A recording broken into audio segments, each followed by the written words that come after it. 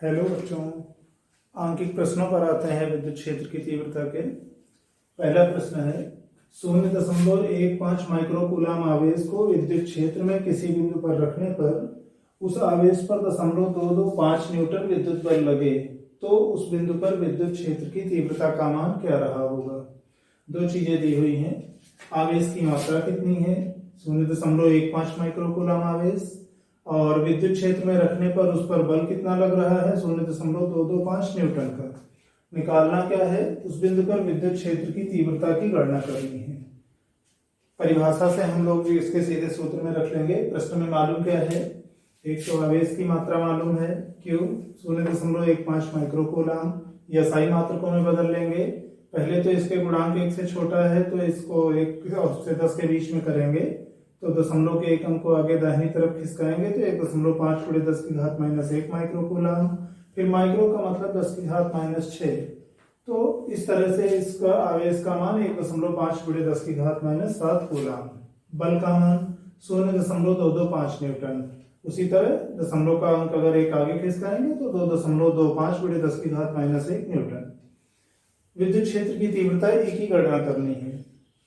सूत्र से हमें पता है E बराबर F/Q। कल परिभाषा में हम लोगों ने E बराबर F/Q0 लिखा था, तो ठीक है, Q0 परीक्षण आवेश है, यहाँ पर Q जो आवेश दिया हुआ है, बस मान रखेंगे, ये बल का मान, विद्युत आवेश का मान, सरल कर लेंगे और हमारा उत्तर प्राप्त होगा। अब इसके बाद आते हैं अगले प्रश्न पर। दूसरे प्रश्न पर आते हैं। मिलिकन के तेल बूंद प्रयोग में 2.55 × 10⁴ न्यूटन प्रतिकूलाम के नियत विद्युत क्षेत्र के प्रभाव में 12 इलेक्ट्रॉन आधिक की कोई तेल बूंद स्थिर रखी जाती है। गोलीय बूंद की त्रिज्या का आकलन कीजिए और दिया हुआ है कि तेल का घनत्व 1.26 ग्राम प्रति घन सेंटीमीटर और स्मॉल जी गुरुत्वीय त्वरण का मान उस स्थान पर 9.81 मीटर प्रति सेकंड स्क्वायर है। प्रश्न में अभी दिया क्या क्या है, एक तो ये कि मिलिकन का तेल बूंद प्रयोग है, उसमें जो विद्युत क्षेत्र का मान है वो एक दिया हुआ है, ये कैपिटल E का मान दिया हुआ है इस नियत विद्युत क्षेत्र के प्रभाव में, और ये एक समान है, थोड़ी दूर तक में वो एक समान है। और उस विद्युत क्षेत्र में एक जो तेल की बूंद स्थिर रखी गई है उस पर 12 इलेक्ट्रॉनों की अधिकता है। निकालना क्या है, उस बूंद की त्रिज्या का मान क्या रहा होगा, ये निकालना है। दिया क्या हुआ है, तेल का घनत्व दिया हुआ है, उस स्थान पर गुरुत्वीय त्वरण दिया हुआ है। जैसे इस तरह जब कोई आवेशित बूंद संतुलन में रखी है विद्युत क्षेत्र में, तो इसका मतलब उस पर परिणामी बल शून्य है। और मिलिकन के तेल बूंद प्रयोग में यह था कि बूंद इस तरह से हवा में स्वतंत्र रूप से स्थिर लटकी रहती थी। अब किसी बूंद पर आप गौर करिए, दो बल लग रहे होंगे, एक नीचे की ओर गुरुत्व बल लग रहा होगा, पृथ्वी जिस बल से उसको अपनी ओर आकर्षित कर रही है, और अगर संतुलन की अवस्था में इस बूंद को रहना है तो इसका मतलब कुल बल शून्य होना चाहिए। अब एक बल तो गुरुत्व बल नीचे की ओर लग रहा है, इसका मतलब विद्युत बल की दिशा उसके विपरीत ऊपर की ओर होनी चाहिए ताकि वो उसके प्रभाव को निरस्त कर सके। अभी मान लो ये बूंद है, तो इस बूंद पर नीचे की ओर गुरुत्व बल लग रहा होगा जो कि mg होगा। g उस स्थान पर अगर गुरुत्वीय त्वरण है, m बूंद का द्रव्यमान है। अब संतुलन के लिए ऊपर की ओर लगने वाला वैद्युत बल इस गुरुत्व बल को निरस्त करना चाहिए ताकि दोनों का योग यानी परिणामी शून्य है। वैद्युत बल अगर Q आवेश है बूंद पर, E विद्युत क्षेत्र की तीव्रता है, तो Q × E विद्युत बल का मान होगा। और गुरुत्व बल अगर बूंद का द्रव्यमान स्मॉल m है, उस स्थान पर गुरुत्वीय त्वरण स्मॉल g है, तो गुरुत्व बल का मान mg होगा। यही चीज हम लोग शुरुआत करते हैं तो इसके हल में कि बूंद के संतुलन की स्थिति में पहली बात तो ये कि गुरुत्व बल और वैद्युत बल के मान बराबर होने चाहिए। क्यों? और दिशाएं विपरीत हैं, दिशाएं विपरीत है, मान अगर बराबर होंगे तो परिणामी शून्य हो जाएगा। अब अगर बूंद का द्रव्यमान स्मॉल m रहा हो और उस बूंद पर आवेश की मात्रा Q रही हो, तो इसका मतलब गुरुत्व बल mg ये वैद्युत बल QE के बराबर होना चाहिए। ये एक समीकरण हुआ। प्रश्न में हमको कुछ राशियां दी हुई हैं, उनको पहले लिख लेते हैं प्रतीक रूप में। तो प्रश्न में एक तो विद्युत क्षेत्र की तीव्रता E दी हुई है 2.55 × 10⁴ न्यूटन प्रतिकूलाम, यह SI मात्रक में है। प्रश्न में ज्यादातर हम लोग कोशिश किया करेंगे कि राशियों को SI मात्रकों में बदल लिया करें। कहीं ऐसी गलती ना हो कि कुछ राशियों को हमने एसआई मात्रकों में बदला है और कुछ को अन्य मात्रकों की पद्धतियों में छोड़ दिया है, तो सब एक ही पद्धति में रहे। और दूसरी बात यह है कि हमें घनत्व दिया हुआ है बूंद का। तेल जो है, तेल का घनत्व 1.26 ग्राम प्रति घन सेंटीमीटर है। देखिए, ग्राम और सेंटीमीटर ये एसआई मात्रक नहीं है। अगर आपको सीधे ध्यान में है कन्वर्जन फैक्टर की ग्राम प्रति घन सेंटीमीटर से जब आप ग्राम की जगह किलोग्राम हो जाएगा और सेंटीमीटर की जगह मीटर। अगर आपको सीधे ध्यान में है कि घनत्व ग्राम प्रति घन सेंटीमीटर से जब आप किलोग्राम प्रति घन मीटर में जाओगे तो 10⁻³ से गुणा हो जाएगा। या आप ऐसे देख सकते हो, अभी जैसे मान लो 1 ग्राम बटे सेंटीमीटर क्यूब है। ग्राम का मतलब है, अगर आप किलोग्राम में लिखोगे तो ये 10⁻³ किलोग्राम लिख सकते हो, और सेंटी का मतलब 10⁻² मीटर की घात 3। अब ये हो जाएगा बराबर आपका 10⁻6 घन मीटर, और ये है 10⁻3। ये ऊपर जाएगा तो 10⁻6 हो जाएगा। 10⁻3 और 10⁻6 तो दोनों मिलकर 10⁻3। तो वही हमने यहाँ डायरेक्ट लिख लिया था कि डी बराबर 1.26 ग्राम प्रति घन सेंटीमीटर को आप 1.26 गुणे 10⁻3 किलोग्राम प्रति घन मीटर में रख लेंगे, क्योंकि यहाँ हमने मात्रक बदल दिया है। आप इसको ऐसे देख सकते हैं।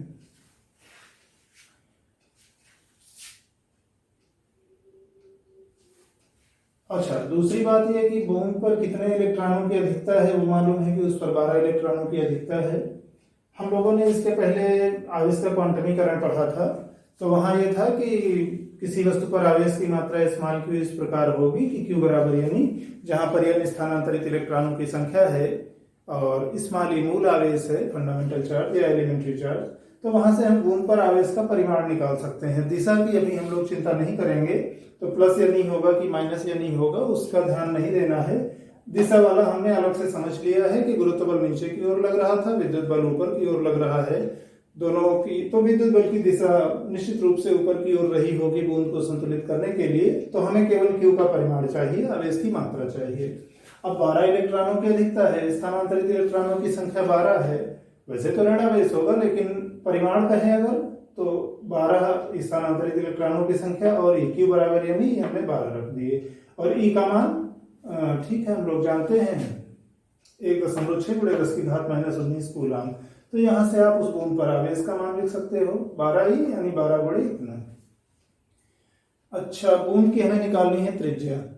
अभी द्रव्यमान से जब त्रिज्या की तरफ आपको जाना है तो बीच में आपको आयतन लाना पड़ेगा।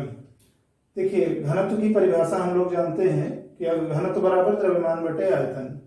अब अगर आयतन कैपिटल वी है, वी फॉर वॉल्यूम, घनत्व डेंसिटी डी है, और तो इस रूप में हम व्यक्त कर सकते हैं। क्योंकि घनत्व डी बराबर द्रव्यमान बटे आयतन, यहां से आप कह सकते हो द्रव्यमान बराबर आयतन, इधर चला जाएगा गुणा में आयतन गुणे घनत्व, तो यह बराबर वी डी लिख सकते हैं।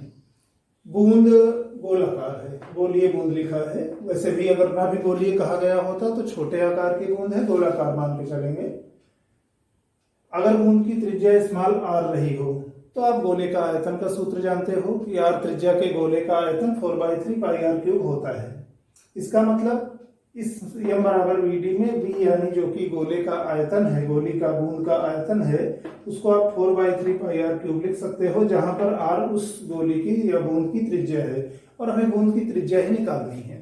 तो m से हमें कुल मिला के उसकी त्रिज्या तक पहुंचना है। तो द्रव्यमान से आएंगे आयतन पे, आयतन से फिर त्रिज्या के पदों में। बस अभी इधर जो मान दिए हुए हैं इनको हम लोग समीकरण 1 में रख देंगे। अभी जैसे यहाँ v का मान 4/3 पाई आर क्यूब मिल गया, तो यहाँ से m बराबर वी डी से आप m बराबर ये इतना v था 4/3 pi r cube into d density घनत्व, ये मिल गया। अब यहाँ से लेके इधर के जो मान थे समीकरण 1 में रख दिए। जैसे m की जगह पर क्या रखेंगे 4/3 pi r cube into D, ये रख दिए, और साथ में g था गुणा में, g हो गया। ये किसके बराबर है क्यू ई के। क्यू का मान कितना है, क्यू का मान है 12e। अभी मान सबका नहीं रख रहे हैं, मान इकट्ठे बाद में रख लेंगे। तो क्यू का मान 12e और कैपिटल ई विद्युत क्षेत्र की तीव्रता दी हुई है। ठीक है, बाद में मान रखते हैं। अभी पहले सूत्र को रीअरेंज कर लेते हैं, फिर से व्यवस्थित कर लेते हैं। जिस राशि को निकालना है उसको एक तरफ छोड़कर बाकी सब राशियों को दूसरी तरफ। अब यहाँ आर क्यूब आप इधर छोड़ लो, बाकी सबको इधर लेके चले आओ, तो 12e, ये 4/3 इधर आएगा तो 3/4 हो जाएगा। बाकी पाई नीचे आ गया, डी नीचे आ गया और जी नीचे आ गया।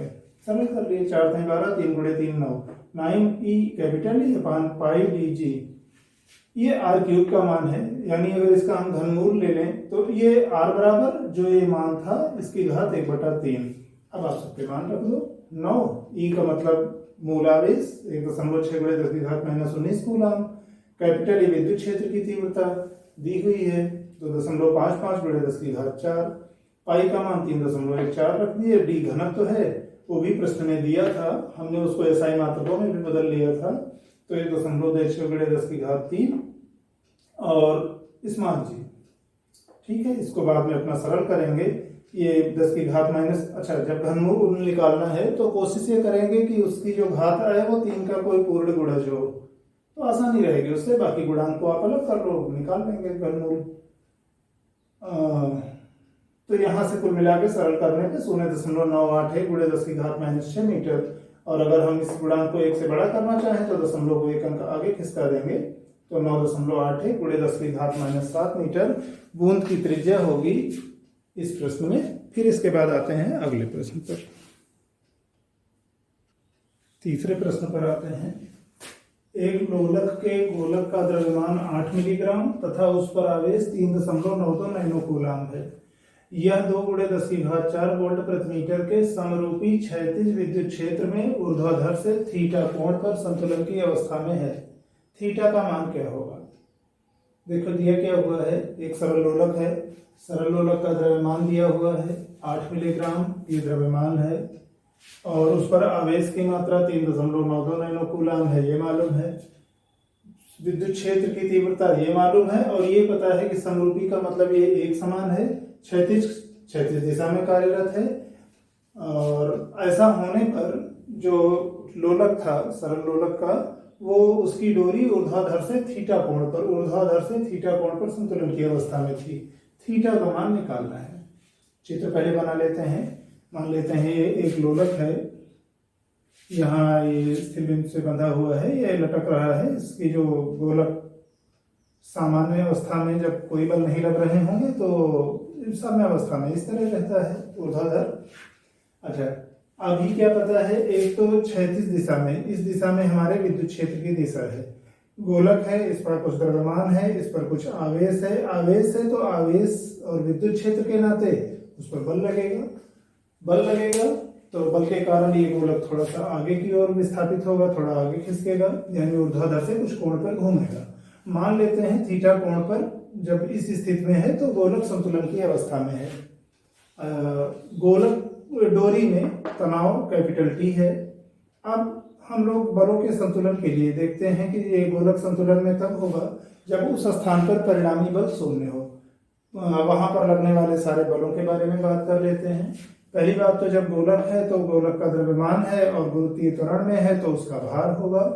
mg भार नीचे की ओर, ऊर्ध्वाधर नीचे की ओर कार्य करेगा, एक बात ये। और दूसरा ये कि अगर इस पर q आवेश है और कैपिटल ई विद्युत क्षेत्र की तीव्रता है एक समान, तो QE इस पर विद्युत बल लगेगा, वो इस दिशा में लगेगा, तो mg गुरुत्व बल और QE वैद्युत बल। अब उसके अलावा इस डोरी का जो तनाव है कैपिटल T, उसको भी हम 2 घटकों में वियोजित कर सकते हैं। अगर ये ऊर्ध्वाधर से थीटा कोण बना रही थी तो ये कोण भी थीटा होगा। ये चाहे आप इसको ऐसे आगे बढ़ा लो, ऐसे समझ लो कि इस वाले त्रिभुज में आप देखो तो ये 90 अंश का कोण हो गया, और ये कोण अगर थीटा है तो ये 90 माइनस थीटा होगा, ताकि इन तीनों का जोड़ 180 अंश हो, और ये 90 माइनस थीटा है तो ये थीटा। या ये 2 समांतर रेखाएं हैं, एक कोई तिर्यक रेखा इनको काट रही है, सॉरी ऐसे एक ये 2 समांतर रेखाएं हैं और ये ऐसे तिर्यक रेखा काट रही है, तो आप निकाल सकते हो ये दोनों कोण बराबर होंगे, थीटा और थीटा। तो चाहे वैसे देख लो, चाहे आप समकोण त्रिभुज के लिहाज से। तो फिलहाल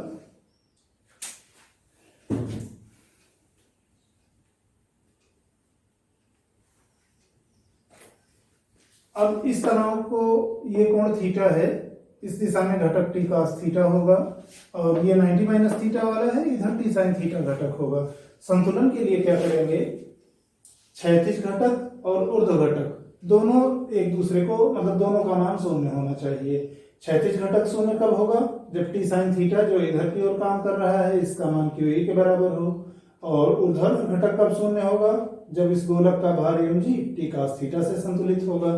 तो ठीक है, यही हम लोग लिखते हुए लास्ट में संतुलन के लिए, अच्छा चूंकि दिशाएं विपरीत हैं, t cos थीटा हमारा इस दिशा में कार्य करेगा, तो t cos थीटा का मान mg के बराबर होना चाहिए और t sin थीटा का मान qe के बराबर होना चाहिए।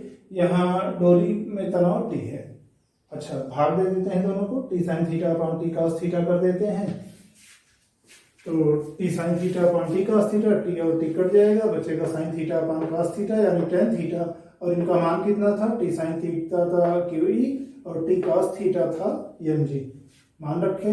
अब प्रश्न में जो मान हमको दिए हुए हैं उनके मान रख लिए, अगर SI मात्रकों में नहीं है तो SI मात्रकों में बदल लिए। जैसे 3.92 नैनो कूलम आवेश की मात्रा थी, तो नैनो का प्रतीक स्मॉल n है और इसका गुणांक अगर कहें गुणक तो 10⁻⁹। ठीक है, ये आवेश लिख लिए। विद्युत क्षेत्र की तीव्रता वोल्ट प्रति मीटर में दी हुई थी। न्यूटन प्रति कूलम और वोल्ट प्रति मीटर दोनों तुल्य मात्रक होते हैं, SI मात्रक हैं, तो ठीक है, कैपिटल SI मात्रकों में है। गोलक का द्रव्यमान स्मॉल m 8 मिलीग्राम है। मिली पहले हटाएंगे तो 10⁻³ ग्राम आ गया, और ग्राम से किलोग्राम में बदलेंगे तो फिर 10⁻³ आएगा। ग्राम छोटा मात्रक है, जब बड़े मात्रक में आप जा रहे हो तो आंकिक मान घटेगा, तो 10⁻³ और आएगा, तो टोटल 8 × 10⁻6 किलोग्राम द्रव्यमान हो गया। गोलक त्वरण का मान नहीं दिया है तो ठीक है, 9.8 हम लोग मान के चलते हैं। मान रख दिए। अब यहाँ इसमें समीकरण 1 में tan थीटा बराबर qe अपॉन mg में tan थीटा ये q हो गया, e हो गया, m हो गया और g हो गया, रख के सरल कर लिए। tan थीटा बराबर 1 आया, और त्रिकोणमितीय अनुपातों से हम लोग जानते हैं कि tan 45 अंश का मान 1 होता है, इसका मतलब थीटा बराबर 45 अंश के लिए संतुलन में होगा।